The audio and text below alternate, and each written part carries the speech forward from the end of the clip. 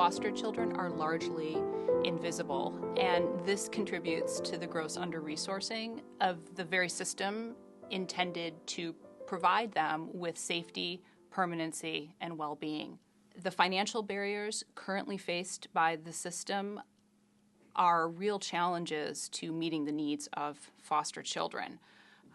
But we do have close to 1,200 kids in San Francisco County who rely on this system, and close to 25% of former foster children will experience homelessness at some point in their life after they age out or emancipate from the foster care system. So these are real challenges that we can't ignore. My involvement in the foster care system was really in doing dependency cases and delinquency cases. So these are cases that involve children who have been abused or neglected or gotten in some trouble with the law, for whom the services have never been as great as they could be, because our society doesn't always devote the resources to our children that they deserve.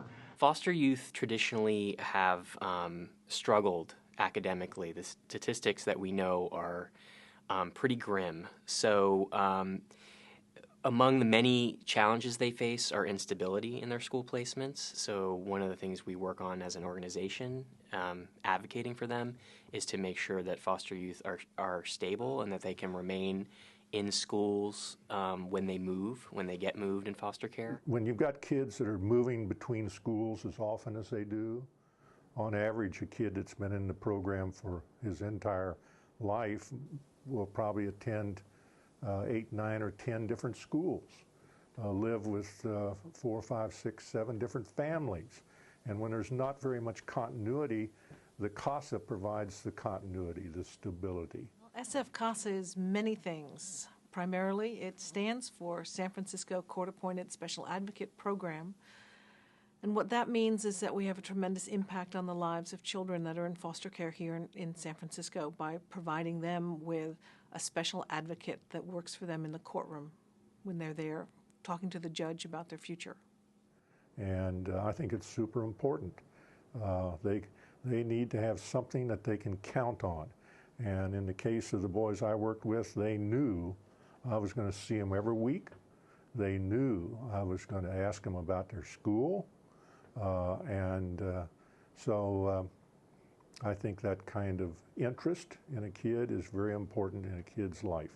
So my involvement has been with organizations that try to serve these populations, as well as my work as a judge in working in collaboration with other departments, services, and nonprofit groups. Here at San Francisco Casa, we want to see every child who needs a safe, loving, permanent home find that. If they can't safely reunify with their family of origin, we want to work to make sure that they are quickly found a home in which they are safe, they are loved by their caregiver, their educational and healthcare needs are adequately met, and they have the opportunity to form long-standing, permanent, nurturing connections with other adults and peers.